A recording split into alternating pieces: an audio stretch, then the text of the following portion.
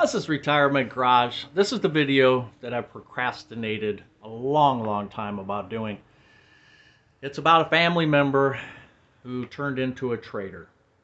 And I could do a whole day video. I mean, I could talk for hours, and my wife could talk probably for days about this situation, but I'm not going to bore you with that. I'm just going to tell you that and how it applies to you. Um, Family, you can't turn your back on some of them. Some of them you think you can trust them, and they turn out to be major traitors, and it's unfortunate. So long story short, I'll give you a quick timeline. Me and Mrs. Buzz have been married for 42 years. My parents are long gone, and so her parents were like mom and dad to me. And as they grew older and getting into their 90s, they had their ailments and their issues. And so we would frequent, especially me, I would drive home. I worked in Akron, so on my way home, it was right off, their house was right off the highway. And I would stop 2 to 3 times a week. And eventually it got to be daily just to check in on them, make sure everything was fine. We did a lot for them, and everything was going great.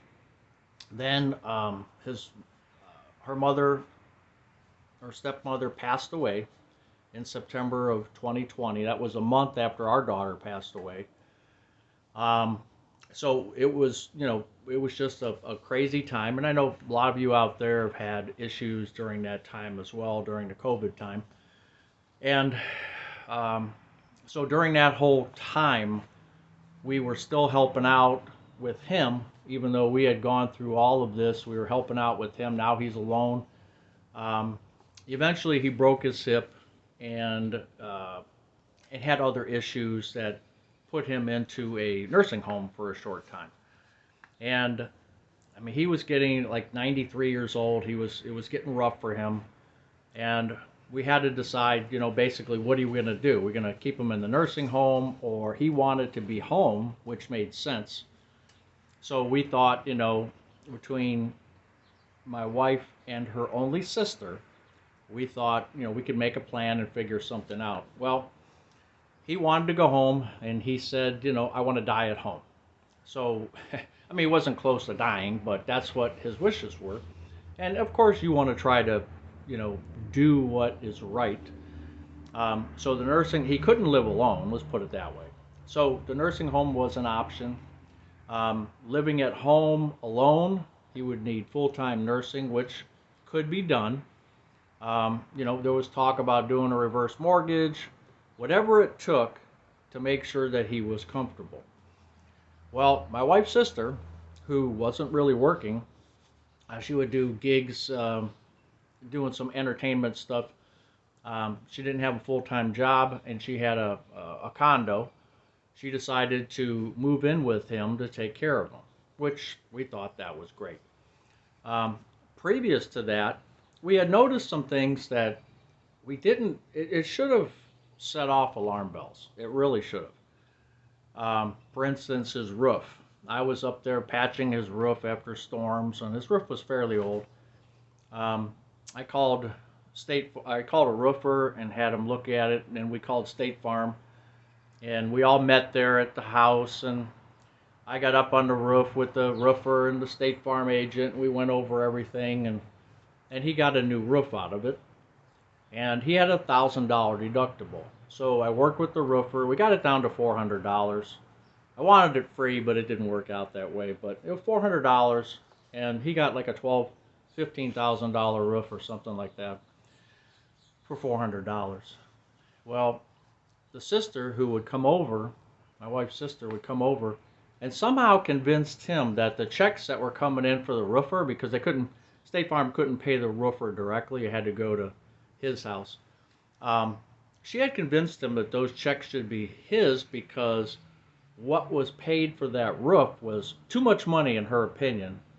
And I'm thinking, man, insurance fraud? What is she doing? But he was very, very aggressive with us about those checks should be his. And it's like, what are you talking about? So we started to notice certain things.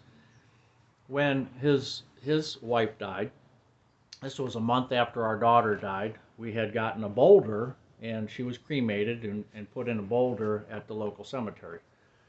He said he wanted to do the same thing. He wanted to be near us, and if we could get him a boulder right next door. We showed him pictures and stuff. Now, he had the option of, he was a veteran, so he had the option of going to a cemetery basically for free. Um, and he wanted to be with us, and we thought, okay, that's great, that's fine, and we'll hook it up for you. Um, so his wife, like I said, passed away in September, and we had gotten the boulder, and the sister just fell out. She said that, what is this boulder made of gold? She called the cemetery. She was just jumping up and down about the cost of it, and it was a decent cost considering what burials cost and everything. It was decent, and she jumped up and down. She wanted graves from eBay, plots from eBay, which some people do. But it was almost like, wait a minute, this is his money, not yours. Why are all these things happening? And we just couldn't put that together of the evilness that was out there that we just couldn't see. Um, so she stays there for 2 years, and I happened to be looking because they built a barn. His barn had blown down, and they had started to rebuild one, and we would go over there every Sunday to relieve my wife's sister. She would stay there. As I said, she stayed there to take care of him. And every Sunday for 2 years, we went over there, and so that her and her boyfriend could go out shopping and pick up, whatever they needed to do and go to her condo and everything else. We did that for 2 years. Every Sunday we were there without fail. We never went away from that schedule. And we got to spend time with him, and we noticed he just kept going downhill, downhill, downhill. We were buying puzzles for him that were for age 0 to 1 to 3 years old. I mean, it was jigsaw puzzles. It's just getting bad. He was couldn't go to the bathroom himself, couldn't do anything. So, and we were there to help too. And everything was working out. He got his wish. We let the sister just deal with the money aspect, and okay, we're not gonna jump up and down about anything. And again, we were naive. So I saw the barn back there, and he was building it. And the boyfriend's very nice to talk to. He was a really nice guy. And went on the Cuyahoga County website just to see like the dimensions of the barn and different things. And we saw, and this is the point I'm going to make here, we saw that there was a new document listed on the property. And so I opened up the document, and this was in, I believe, October or November of 2023, a month or two before he passed. And it was a TOD. So a TOD is a transfer on death. He had signed a transfer on death for the property to go to her. He never mentioned it. She never mentioned it. They had signed it in August of 2022. And again, he passed in December of 2023. He was not capable of telling us what happened. She was fully capable and chose not to. When we learned of it, we kept quiet.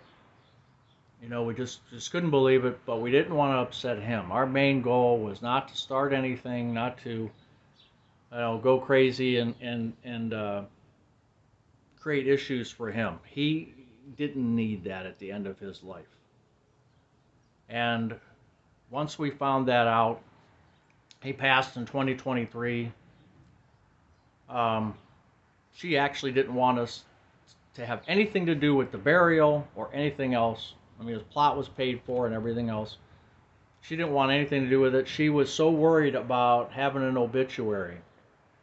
I have a text from her saying, "We're not paying that much as you guys paid for Mom for the obituary."